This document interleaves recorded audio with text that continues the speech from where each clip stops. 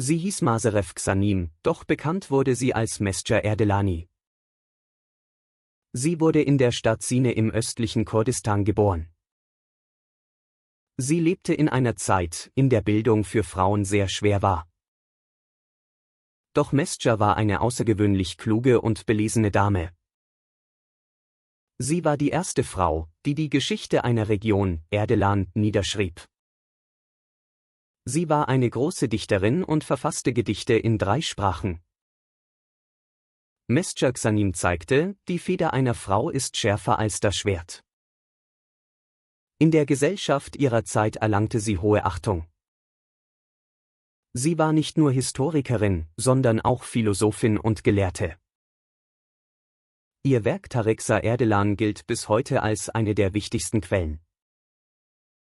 Sie ist das schönste Beispiel für die Stärke der kurdischen Frauen.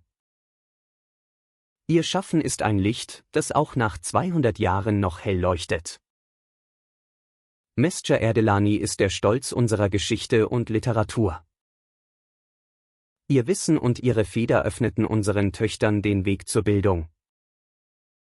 Es ist eine Ehre, eine so weise Frau in unserer Geschichte zu haben, möge dein Name auf ewig bestehen, Königin des Wissens.